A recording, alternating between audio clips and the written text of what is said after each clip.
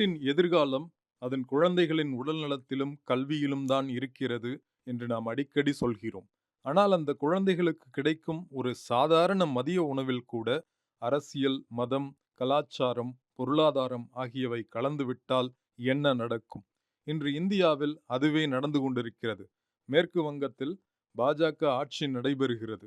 அந்த மாநில அரசு பள்ளிகளில் மதிய உணவில் முட்டையை நீக்கி அதற்கு பதிலாக சைவ உணவு வழங்கும் முடிவை எடுத்துள்ளது.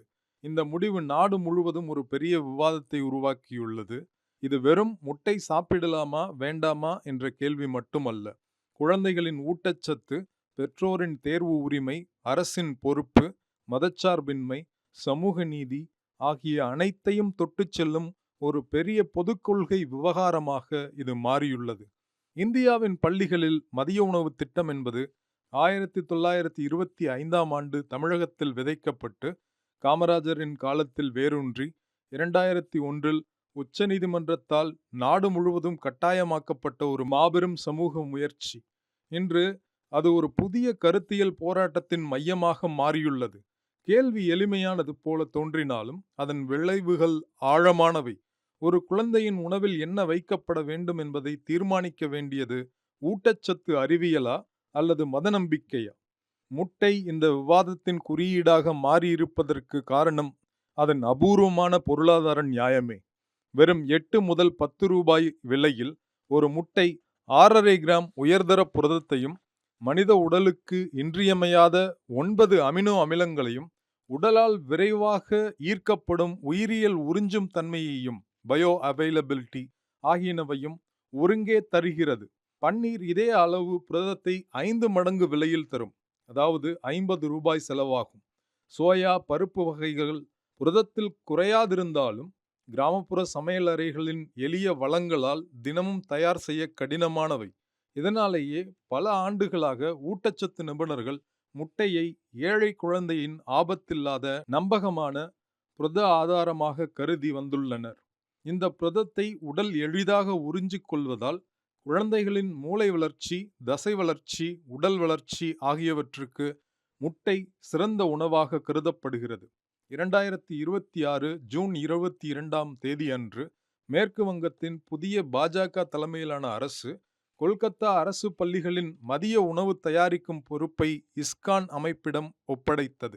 இந்த அமைப்பு முட்டை, இறைச்சி, மீன் மட்டுமல்லாமல் வெங்காயம், பூண்டு கூட பயன்படுத்தாது.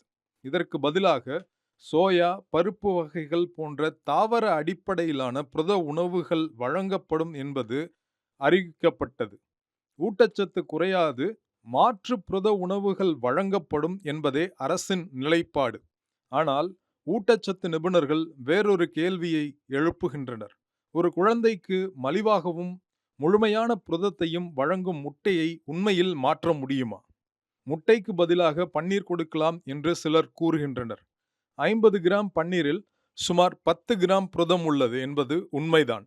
ஆனால் அதன் விலை சுமார் 50 ரூபாய். அதே சமயத்தில் 10 ரூபாய் மதிப்புள்ள முட்டையில் 6.5 கிராம் புரதத்தை வழங்க முடியும். சோயாபீன்ஸிலும் புரதம் அதிகமே. ஆனால் புரதத்தின் அளவு மட்டுமே முக்கியமல்ல, அதை உடல் எவ்வளவு எளிதாக பயன்படுத்துகிறது என்பதும் அதே அளவுக்கு முக்கியம். இந்த வகையில் முட்டைக்கு இன்னும் சமமான, மலிவான மாற்று இல்லை என்பது பல ஊட்டச்சத்து நிபுணர்களின் கருத்தாகும். தேசிய குடும்ப சுகாதார ஆய்வு NFHS6 மிகவும் கவலைக்குரிய தரவுகளை வெளியிட்டுள்ளது. இந்தியாவில் 5 வயதிற்குட்பட்ட குழந்தைகளில் 31.8% பேர் இன்னும் எடை குறைவாக உள்ளனர். மாநில வாரியாக பார்த்தால் மத்திய பிரதேசம் 39.7%, பீகார் 35.7%, குஜராத் 35.5%, உத்தரப்பிரதேசம் 34.5% ஆகியவை மிகவும் மோசமான நிலையை காட்டுகின்றன. இதற்கிடையே தமிழ்நாடு 23.2ஆகவும், ஆந்திரா 23.2ஆகவும், கர்நாடகா 27.8ஆகவும், கேரளா 17.8%ஆகவும் எண்ணிக்கை ஒப்பீட்டளவில் குறைவாக உள்ளது. இது ஒரு சுவாரஸ்யமான ஒற்றுமையை காட்டுகிறது. தென்னிந்திய மாநிலங்களில் பெரும்பாலும் பள்ளிகளில் மதிய உணவு முட்டை வழங்கப்படுகின்றன. கர்நாடகா வாரத்திற்கு 6 முட்டைகள் எனவும், தமிழ்நாடு, ஆந்திர பிரதேசம் வாரத்திற்கு 5 முட்டைகள் எனவும், கேரளா 6 முட்டைகளாகவும் வழங்குகின்றன. மேற்கு வங்கமும் பீகாரும் வாரத்திற்கு 1 முட்டை வழங்கி வந்தன.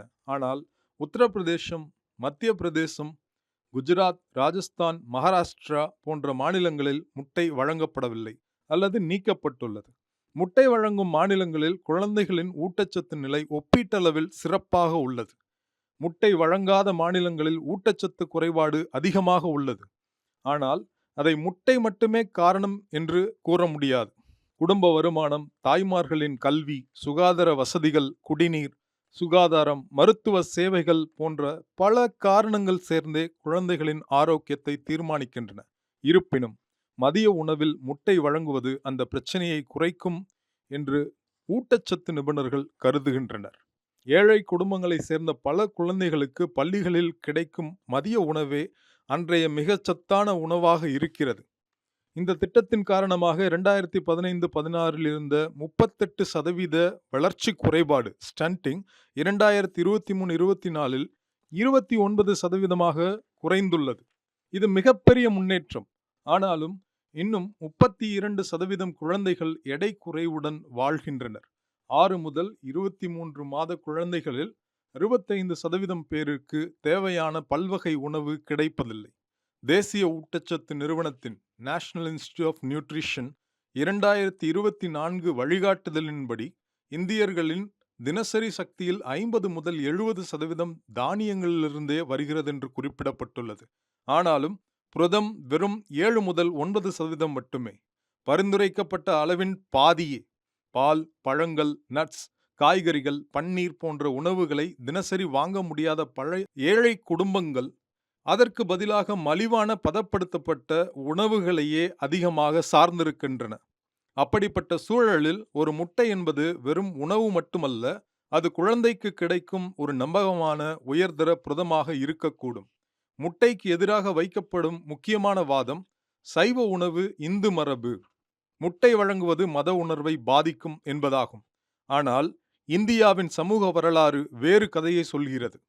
தலித், பழங்குடியினர், பிற்படுத்தப்பட்ட சமூகங்கள், வங்காள இந்துக்கள், ராஜ்புத்திர சமூகங்கள், கடலோர மக்கள் உள்ளிட்ட இந்திய இந்துக்களில் பெரும்பான்மையான சமூகங்கள் பல நூற்றாண்டுகளாக முட்டை, மீன், இறைச்சி ஆகியவற்றை சாதாரண உணவாக உண்டு வந்துள்ளன. எனவே ஒரு குறிப்பிட்ட சமூகத்தின் உணவு பழக்கத்தை அனைத்து குழந்தைகளுக்கும் பொதுவாக மாற்றுவது என்பது கேள்விக்கு உள்ளாக்குகிறது. அதே நேரத்தில் இந்த விவகாரத்தில் எதிர்த்தரப்பின் வாதத்தையும் கவனிக்க வேண்டும். சரியாக திட்டமிடப்பட்ட சைவ உணவிலும் தேவையான புரதத்தை வழங்க முடியும் என்று சில அமைப்புகள் வாதிடுகின்றன. மேலும் மத காரணங்களுடன் சேர்ந்து முட்டையை சேமிப்பது, குளிர்சாதன வசதி, போக்குவரத்து, சமையல் உட்கட்டமைப்பு போன்றவற்றை நடைமுறை சிக்கல்களையும் சில மாநிலங்கள் காரணமாக கூறுகின்றன. குழந்தைகளின் ஊட்டச்சத்து பிரச்சினைக்கு முட்டை மட்டும் தீர்வல்ல. வறுமை ஒழிப்பு, பெண்களின் கல்வி, சுகாதார சேவைகள் ஆகியவற்றிலும் முன்னேற்றம் அவசியம் என்பதும் பொது சுகாதார நிபுணர்களின் கருத்தாகும். இந்திய அரசு பள்ளிகளில் படிக்கும் குழந்தைகள் அனைத்து மதங்களையும், சாதிகளையும், சமூகங்களையும் சேர்ந்தவர்கள். அப்படி இருக்க ஒரு மத அமைப்பின் உணவுக் கொள்கையை அனைத்து குழந்தைகளுக்கும் கட்டாயமாக்குவது சரியா? பல ஊட்டச்சத்து நிபுணர்கள் முன்வைக்கும் யோசனையை எளிமையானது. முட்டை வேண்டாம் என விரும்பும் பெற்றோரின் குழந்தைகள் அதை தவிர்க்கலாம். ஆனால் முட்டை சாப்பிட விரும்பும் குழந்தைகளிடமிருந்து தேர்வை அரசே பறிக்கக்கூடாது. அதாவது ஆப்ட் அவுட் முறையாக இருக்கலாம். ஆனால் அனைவருக்கும் முட்டை இல்லை என்ற கொள்கை குழந்தைகளின் ஊட்டச்சத்து உரிமையை பாதிக்கக்கூடும் என்பதே அவர்களின் வாதம். இன்று இந்தியாவின் மதிய உணவு அரசியலை பார்க்கும்போது ஒரு தெளிவான கோடு தெரிகிறது. கேரளா, கர்நாடகா, தெலுங்கானா ஆகிய 3 மாநிலங்களும் இன்று காங்கிரஸ் தலைமையில் ஆளப்படுகின்றன. கேரளாவில் 2026 மேல் பல பத்தாண்டுகளாக நீடித்த இடதுசாரி ஆட்சி முடிவுக்கு வந்து காங்கிரஸ் தலைமையிலான UDF ஆட்சிக்கு வந்துள்ளது. இந்த 3 மாநிலங்களிலும் மதிய உணவில் முட்டையை உறுதியாக தொடர்கின்றன. தமிழ்நாட்டில் நிலைமை சற்று வேறுபட்டது. திரு ஜோசப் விஜய் தலைமையிலான தாவேக ஆட்சி அமைந்திருந்தாலும் காங்கிரஸ் அதன் கூட்டணியில் இணைந்து அமைச்சரவையில் இடம்பெற்றுள்ளது. 59 ஆண்டுகளுக்கு பிறகு காங்கிரஸ் தமிழக ஆட்சியில் மீண்டும் பங்கு பெறுகிறது. தமிழ்நாடும் முட்டை வழங்கும் மரபை தொடர்கிறது. இதற்கு நேர்மாறாக உத்தரப்பிரதேசம், மத்திய பிரதேசம், ஆகிய மாநிலங்களிலும் நேரடியாக பாஜகவால் முழுமையாக பெரும்பான்மையினருடன் ஆளப்படுகின்றன. இரண்டிலும் முட்டை மதிய உணவில் இல்லை. மகாராஷ்டிரா, பீகார், மேற்கு வங்கம் ஆகிய பாஜக தலைமையிலான என்டிஏ கூட்டணி அரசுகள், பீகாரில் ஜனதாதளம் ஐக்கியம், இந்திய தேசிய லோக் ஜனசக்தி கட்சி போன்ற கூட்டணி கட்சிகள் இடம்பெற்றிருந்தாலும் முதலமைச்சர் பதவியையும் கொள்கையை வழிநடத்துதலும் பாஜகவின் கையிலேயே உள்ளது. மகாராஷ்டிரா 2025 முட்டைக்கான நிதியை நிறுத்தியது. மேற்கு வங்கம் 2026 மே மாதம் பாஜக ஆட்சிக்கு வந்த உடனே இஸ்கான் அமைப்பிடம் மதிய உணவு பொறுப்பை ஒப்படைத்து முட்டையை நீக்கியது. இந்த வடிவத்தை ஒன்றாக பார்க்கும்போது ஒரு தெளிவான உண்மை புலப்படுகிறது. முட்டையை நீக்கியது அல்லது ஒருபோதும் அறிமுகப்படுத்தாத ஒவ்வொரு மாநிலமும் பாஜக அல்லது பாஜக தலைமையிலான கூட்டணியால் ஆளப்படுகின்றன. முட்டையை தொடர்ந்து வழங்கும் மாநிலங்களில் காங்கிரஸ் அல்லது காங்கிரஸ் பங்கேற்புடன் கூடிய அரசுகளால் ஆளப்படுகின்றன. இது ஒரு தற்செயலான ஒற்றுமையா அல்லது ஒரு உணவு கொள்கையின் பின்னால் இருக்கும் கருத்தியல் வேறுபாடா என்பது கேட்கப்பட வேண்டிய கேள்வி. நிச்சயமாக ஒவ்வொரு மாநிலத்திலும் நிர்வாகத்திறன், மத அமைப்புகளின் செல்வாக்கு, பட்ஜெட் நிர்பந்தங்கள் போன்ற உள்ளூர் காரணிகள் வெவ்வேறு அளவில் செயல்படுத்தப்படுகின்றன. ஆனாலும் கட்சி ஆட்சியும் மதிய உணவு மெனுவும் இத்தனை நேர்த்தியாக ஒன்றுடன் ஒன்று பொருந்துவது இதை வெறும் தற்செயல் நிகழ்வாக கருதுவதை கடினமாக்குகிறது. இந்த விவாதம் முட்டையை பற்றியது மட்டுமல்ல, இந்தியாவின் எதிர்காலத்தை பற்றியது. ஒரு அரசு பள்ளி மதிய உணவு திட்டத்தின் முதல் நோக்கம் குழந்தைக்கு குறைந்த செலவில் அதிகபட்ச ஊட்டச்சத்தை வழங்குவதாக இருக்க வேண்டும். அந்த நோக்கத்திற்குள் மதம், அரசியல் அல்லது கலாச்சார விருப்பங்கள் இடம்பெறலாம். ஆனால் அவை குழந்தையின் ஆரோக்கியத்தை விட மேலிடத்தில் இருக்கக்கூடாது. அதே நேரத்தில் முட்டையை மட்டுமே அனைத்து ஊட்டச்சத்து பிரச்சனைகளுக்கும் தீர்வு என்று கூறுவதும் சரியல்ல. வறுமை ஒழிப்பு, பெண்களின் கல்வி, சுகாதார வசதிகள், சுத்தமான குடிநீர், பல்வகை உணவுகளுக்கான அணுகல் ஆகியவை ஒன்றாக மேம்பட்டால்தான் இந்தியாவின் குழந்தைகள் முழுமையான ஊட்டச்சத்தை பெற முடியும்.